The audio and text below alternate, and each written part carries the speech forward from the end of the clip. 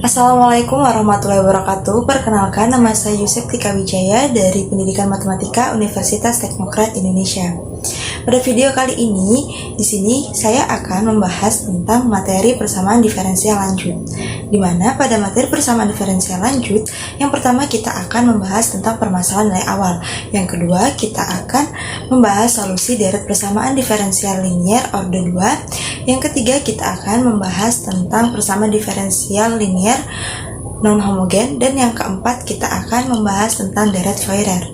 Langsung saja kita ke materi yang pertama, yaitu tentang permasalahan nilai awal. Ciri utama suatu persamaan diferensial dari solusi umum yaitu terdapat nilai C. Misal Y sama dengan 5X plus C. Untuk mengetahui nilai C, kita ubah terlebih dahulu ke dalam solusi khusus dengan syarat jika ingin merubah solusi umum ke solusi khusus harus memiliki nilai awal.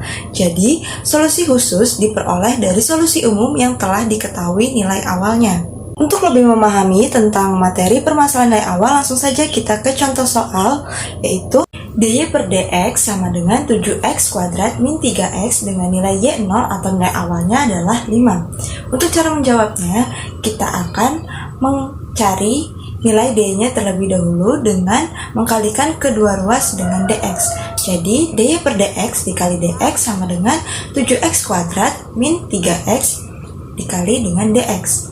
Dy per dx dikali dx, maka hasilnya adalah dy. 7x kuadrat min 3x dikali dx, hasilnya adalah 7x kuadrat min 3x dx. Selanjutnya kita akan mencari nilai integral dy untuk mendapatkan solusi umumnya. Jadi, integral dari dy sama dengan 7x kuadrat min 3x dx adalah y sama dengan 7 per 3 x pangkat 3 min 3 per 2 x pangkat 2 plus C. Selanjutnya kita akan mensubstitusikan nilai awalnya, yaitu Y0 sama dengan 5 ke dalam solusi umum, yaitu Y sama dengan 7 per 3x pangkat 3 min 3 per 2x pangkat 2 plus C.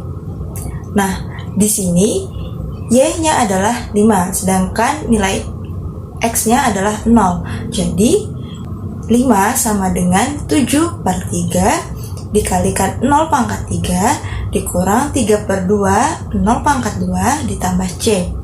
5 sama dengan 7 per 3 dikali 0 adalah 0. 3 per 2 dikali 0 adalah 0 tambah dengan C. Jadi 5 sama dengan 0 dikurang 0 ditambah C, maka 5 sama dengan C. Nah, didapat nilai C-nya adalah 5.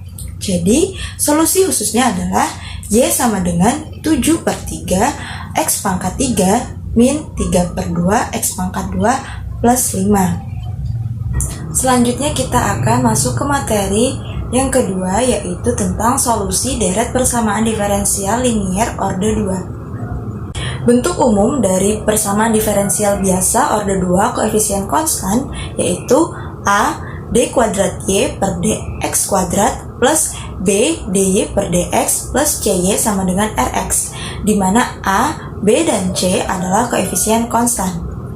Jika rx sama dengan 0, maka persamaan diferensial tersebut merupakan persamaan diferensial linier orde 2 yang homogen. Jika rx-nya tidak sama dengan 0, maka persamaan diferensial linier orde 2 tersebut non-homogen. Untuk cara penyelesaiannya di sini ada 3 cara. Yang pertama, jika lambda 1 tidak sama dengan lambda 2 dan keduanya real, maka persamaan umum persamaan diferensialnya adalah y sama dengan c1 e pangkat lambda 1x ditambah c2 e pangkat lambda 2x.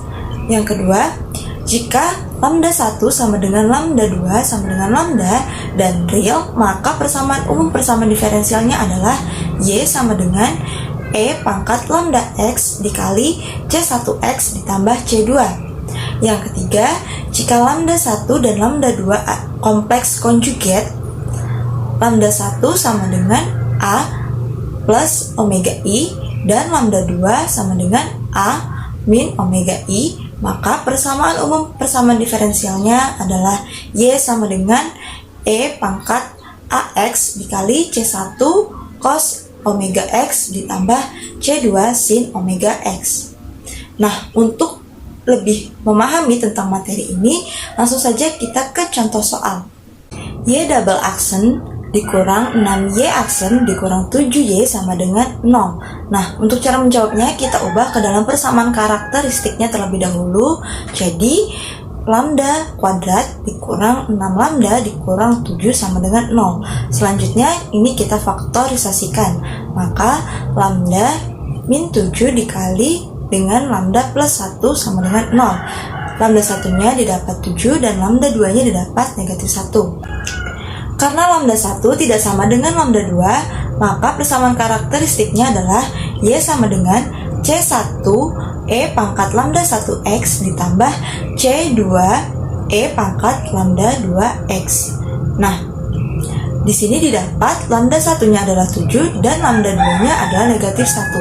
Maka Y sama dengan C1 E pangkat 7X ditambah C2 E pangkat negatif 1X. Karena di soal kita tidak mengetahui initial condition-nya, maka kita tidak perlu mencari solusi dari persamaan persamaan diferensialnya. Jadi jawabannya adalah Y sama dengan C1E pangkat 7X ditambah C2 E pangkat negatif X. Selanjutnya kita akan masuk ke materi yang ketiga, yaitu tentang persamaan diferensial linear order 2 non-homogen.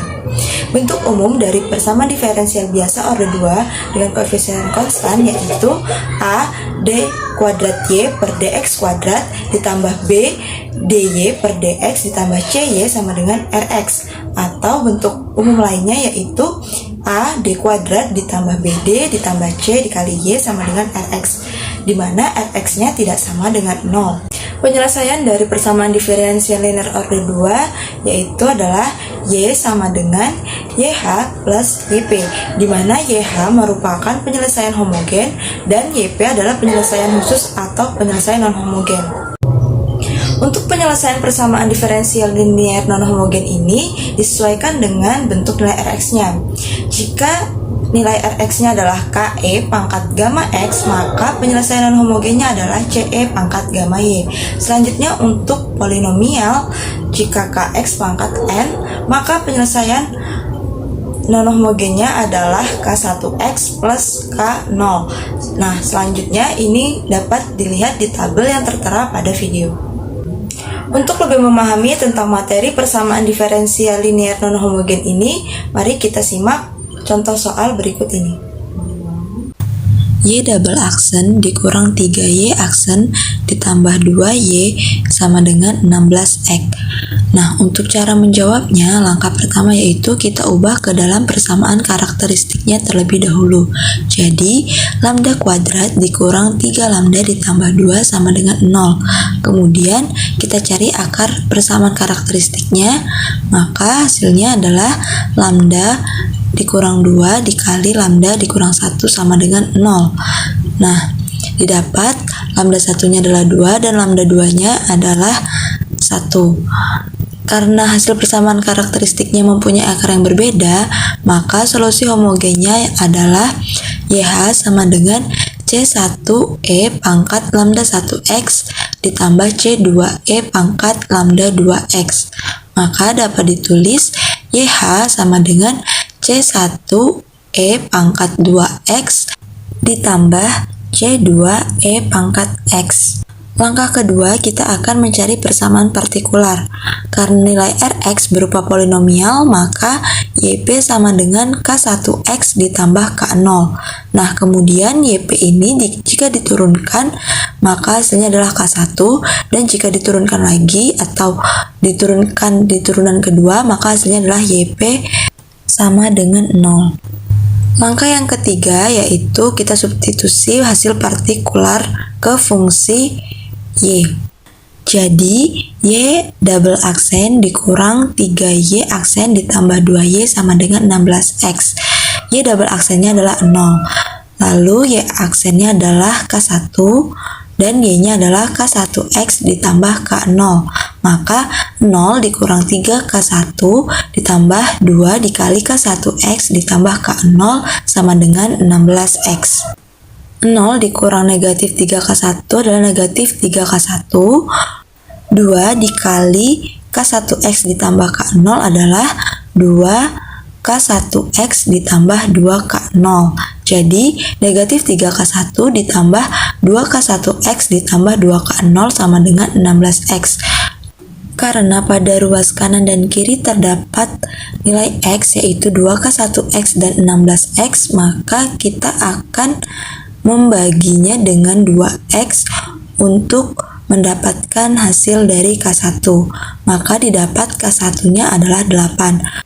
Selanjutnya, kita akan mencari nilai K0 dengan mensubstitusikan nilai dari K1 yaitu 8. Negatif 3K1 ditambah 2K0 sama dengan 0. Negatif 3 dikalikan dengan 8 hasilnya adalah negatif 24. Nah, untuk mencari nilai K0-nya, ini kita kurangkan kedua ruas dengan 2K0. Jadi, negatif 24 sama dengan negatif 2K0. Maka diperoleh K0-nya adalah 12. Sehingga didapat nilai YP-nya adalah 8X ditambah 12. Nah, untuk solusi umum non homogennya tadi adalah Y sama dengan YH plus YP, di mana YH-nya adalah C1E pangkat 2X ditambah C2E pangkat X, dan YP-nya adalah 8X ditambah 12. Jadi, Y sama dengan C1E pangkat 2X ditambah C2E pangkat X ditambah 8X plus 12. Selanjutnya kita akan masuk ke materi yang keempat, yaitu tentang deret-Fourier. Deret-Fourier adalah bentuk deret dari suatu bentuk fungsi periodik. Fungsi periodik adalah fungsi yang berulang dengan pola tertentu. Dalam bahasa matematis, suatu fungsi dikatakan periodik jika fungsi tersebut memenuhi hubungan fx sama dengan f dikali x plus t, dengan t adalah periode fungsi. Contoh fungsi periodik yang paling mudah adalah fungsi trigonometri seperti fungsi sinus dan kosinus. Untuk lebih memahami tentang materi deret-Fourier, mari kita simak contoh soal berikut ini. Suatu fungsi fx dengan 0 sampai x, ketika 0 batasnya adalah min pi sampai 0, dan ketika x batasnya dari 0 sampai pi. Nah, untuk cara menjawabnya, langkah pertamanya yaitu kita akan mencari A0-nya terlebih dahulu dengan menggunakan rumus A0 sama dengan 1 per pi dengan integral jarak min pi sampai pi fx dx. Nah, selanjutnya ini A0 sama dengan 1 per pi. Untuk integral min pi sampai 0, ini adalah fungsinya adalah 0 ditambah integral 0 sampai pi, ini merupakan fungsi x. Nah, karena integral 0 ini akan tetap 0, maka ini tidak usah kita operasikan. Jadi kita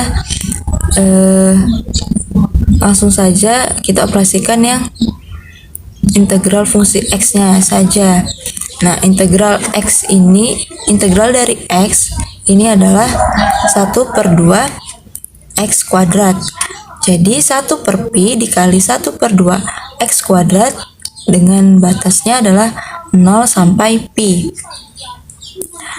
Selanjutnya 1 per pi dikali 1 per 2. Nah, kita substitusikan nilai batas atasnya terlebih dahulu ke dalam x. Jadi 1 per 2 pi kuadrat dikurang 1 per 2 0 kuadrat.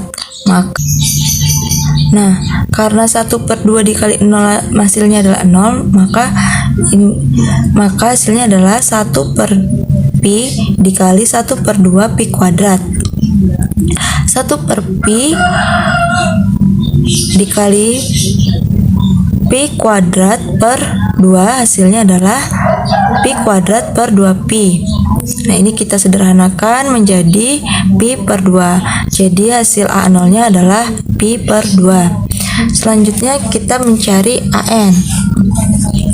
Dengan rumus AN sama dengan 1 per pi dengan batas min pi sampai pi fx dikali cos n pi x per pi dx.